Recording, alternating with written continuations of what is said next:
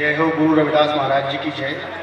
मैं स्वामी मंगलादास जी महाराज की 127वीं जयंती पर यहाँ मंच पर उपस्थित सभी जो इतने संतगण हैं उनका मैं आभार और स्वागत करता हूँ।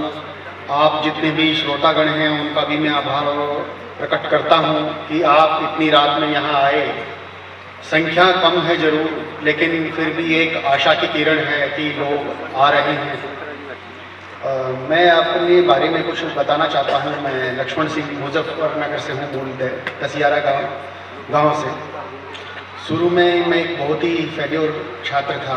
9वीं में 2 बार फेल हुआ, बीए में 5 बार फेल हुआ, 3 यूनिवर्सिटी बदली।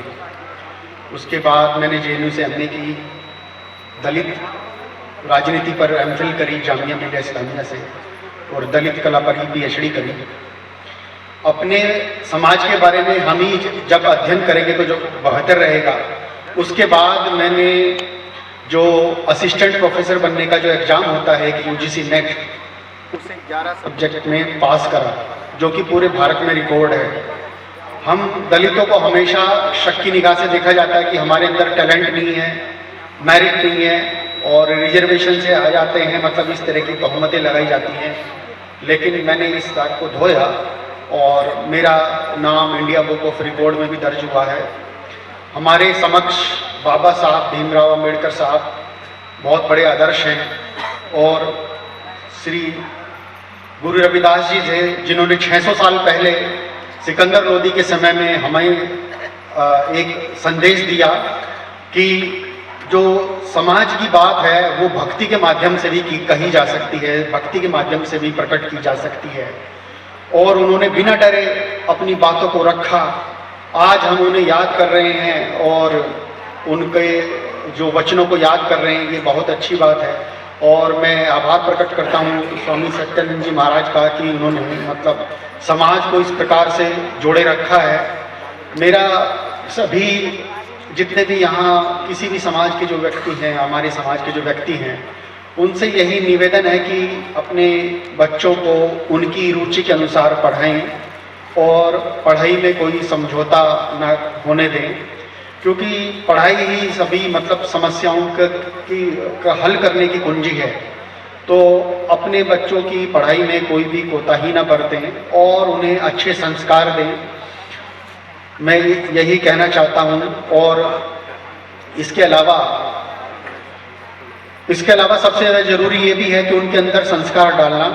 और दलितों के बीच में हमें देखा गया है कि अगर यहाँ कोई माँ भगवती जागरण होता तो वहाँ ज़्यादा भीड़ होती है।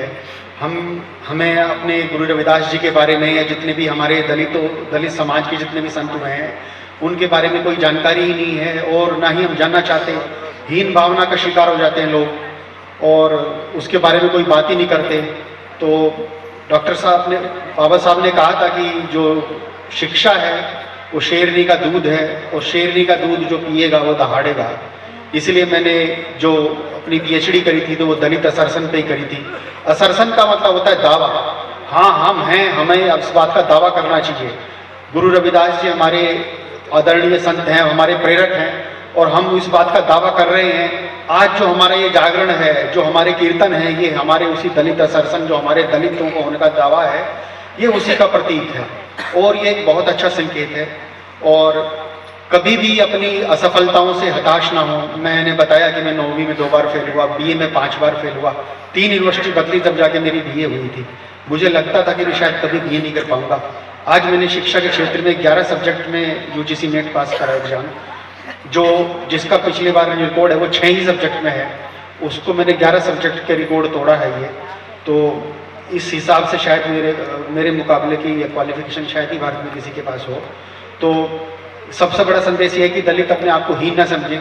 मेरे जब बाबा से मैं पूछता था कि आप बाबा आगे क्यों नहीं बढ़े, तो मेरे बाबा जी ने बताया कि उस समय मैं कहाँ से पढ़ पाता, चमारों के जागतों को तो स्कूल में बैठने नहीं देते थे।